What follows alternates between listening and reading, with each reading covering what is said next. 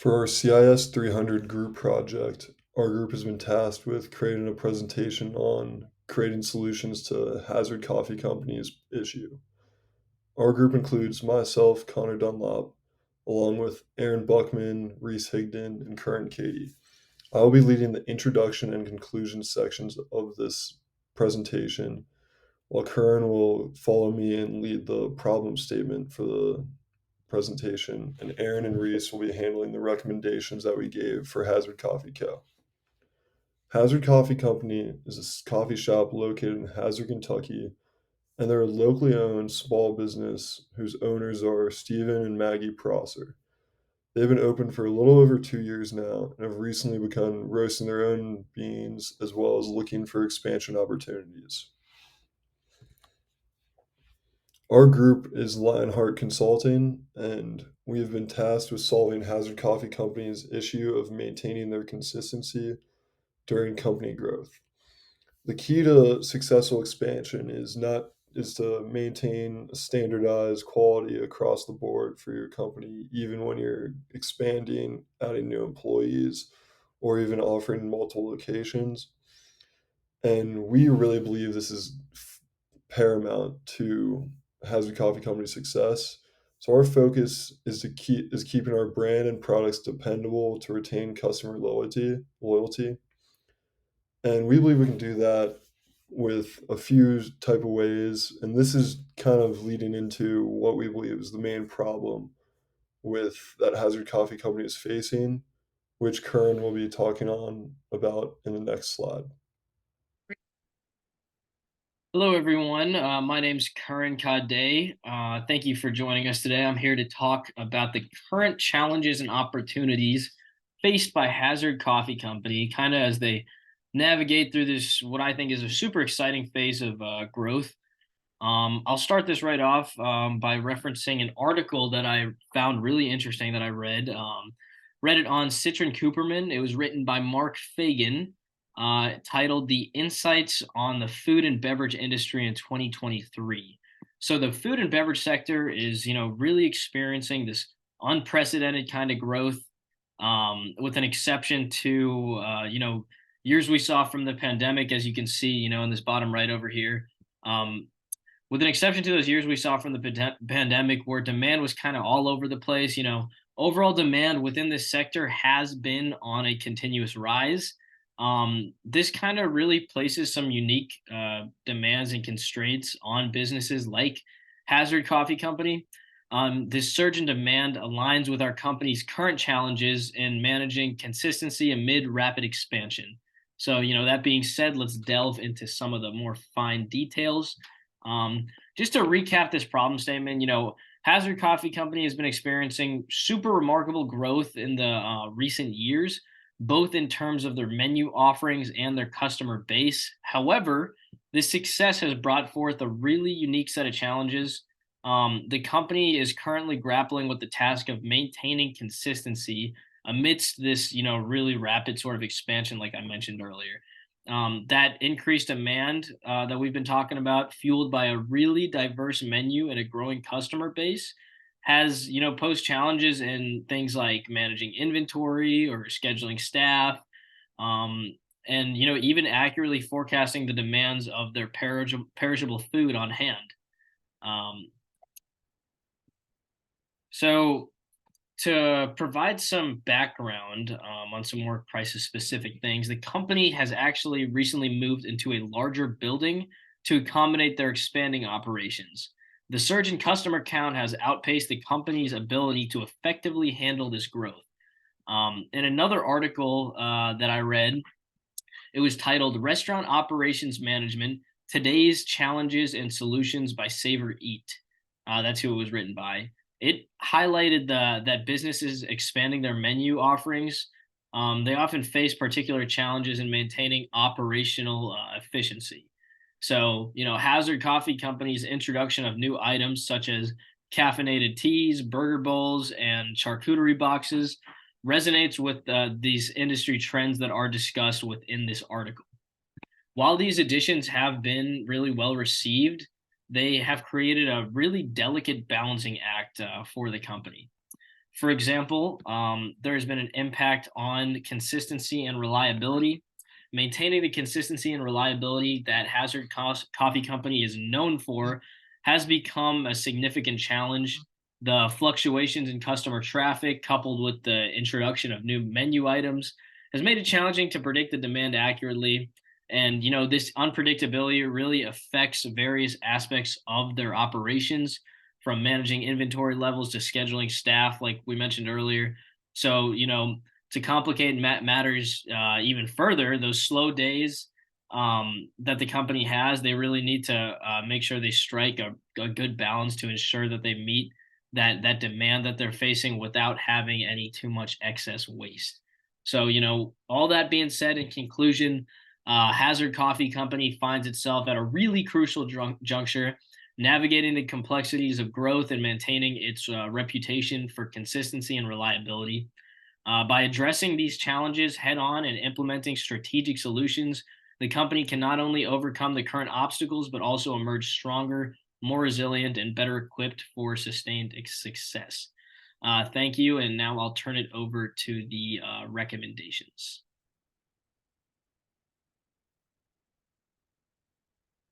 So the first recommendation that we have for Hazard Coffee Company is simply by installing a data-driven inventory management system. This helps forecast and demand optimize stock levels of the perishable items, such as the bowls or the boxes.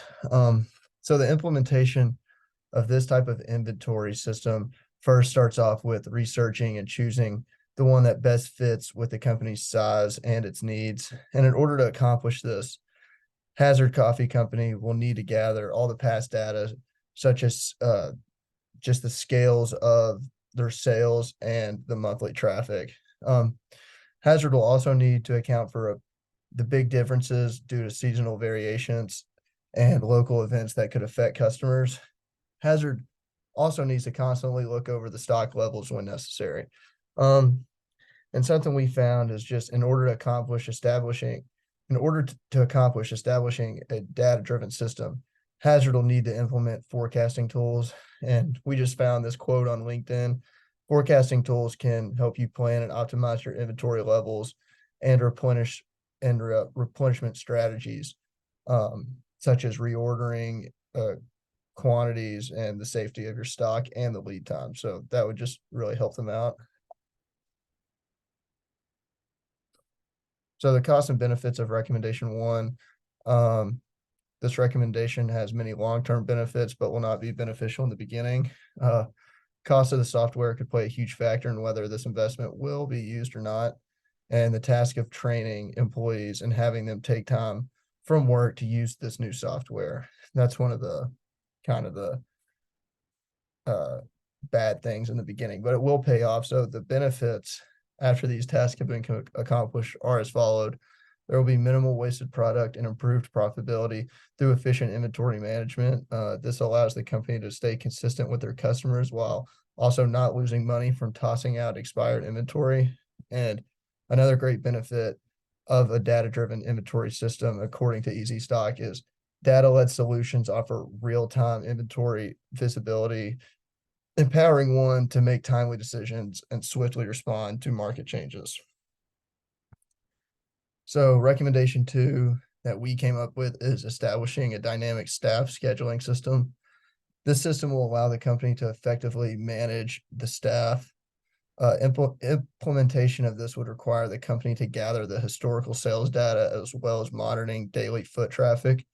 This would allow them to predict busy and slow days at work. Basically, once this system is in place, the owners will need to constantly review and adjust to create constant figures. Once completed, they will have optimized the system that can show how many workers are needed for the weekly schedule.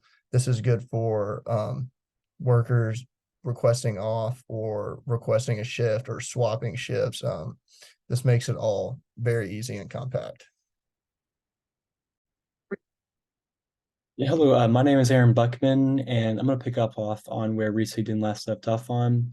And now we're going to be talking about the costs and benefits of the staffing schedule system. So, this is a system that's going to take a lot of time, and you're really not going to see a lot of the benefits in the beginning. They're going to have a lot of costs with them, really putting that investment forward, and then training your employees. It's like this will take up, time, labor, and just the implementation as a whole will be a stressful period, but in the end, it really will work out. And we really do believe that the benefits will just completely outweigh the negatives. These benefits range from, this flexibility to increased customer service, and you're really going to really see an optimization in your labor cost as once this is in implemented within Hazard Coffee, those costs will go down as you're going to have that right scheduling down where heavily trafficked days will have more employees while less trafficked days will have less. And it'll all be a very fluid system that y'all can work through. And a really good article we read by Cloudscape says Cloud's software can yield plenty of insight. For example, managers can easily compare their planned schedule to what actually happened. So you have your actual timesheet hours, versus what was planned in the beginning. And then you can really dive into how much each shift cost with how many hours each employee is doing, how many employees. And then you can work from there, finding trends, comparing, and really getting a really good number for getting that basis down. And also, I know the big thing is, you want to keep that customer service completely high and not just have no employees working. So finding that really good sweet spot is very important. So now we're going to move on to our next recommendation, which is offering loyalty programs and incentives. This is done through all sorts of companies. You have big ones like Starbucks, big old franchise loyalty programs is a big thing. And I think that, really to get a consistent customers while also growing a business, expanding, like I just moved into a new building recently, offering loyalty programs and incentives can accomplish both those goals. You have one way of doing like a point-based system for frequent customers, and then you also have a thing of, introducing discounts and, aspects like that. One of the big issues that y'all brought up was perishable items. You have dishes and food items that go bad after 3 to 5 days, and you can offer discounts on, that Friday or that Wednesday, a day or two before it might have to get thrown out. And with that discount, you can get people to, want to get it more while also losing the cost of throwing those items out. The cost and benefits of a loyalty program, it's really geared towards, management and what they see fit. Uh, you know, we want it to be decided by Stephen and Maggie and what they think is good and what's bad. One of the costs is going to be, you're going to be losing a little bit of your profits. The revenue stream is going to go down a bit as, you're going to be giving up money to, giving, a free coffee out a week or, discounting a certain item. There's going to be costs involved. But with this recommendation, you're going to be gaining, loyal and consistent customers. That retention is just going to go through the roof, and you're going to be developing even more good relationships with those, people that keep coming in. And an article that we saw recently was by Ligna. And it was a study done by Bird Eye. Loyalty programs resulted in a 40% increase in customer retention and a 15% increase in customer spending. Those numbers are pretty good. And with a 40% and 15%, you're going to be making back that money that you're giving up anyways. It's worth at least a trial run to see if it works. And if it doesn't, you don't have to, but it's worth an attempt. And it really just keeps people keep coming back. So that's it for recommendation 3. I'm going to pass it back to Connor now. To conclude our presentation, I also would like to reiterate on the problem statement introduced by Curran, as well as the recommendations that Aaron and Reese discussed. Hazard Coffee Company's main problem is maintaining consistency amidst their company's growth, which has been a serious concern for the company. However, we believe that Aaron and Reese's recommendations will really help the company prosper and continue to be successful even as it's expanding. The recommendations were to invest in customer service and operational structure, which can look like data driven inventory management in order to make sure that stock levels are always consistent and never too high or too low. as well as improving employee shift scheduling by looking into dynamic shifts for the employees, which will increase the company's efficiency.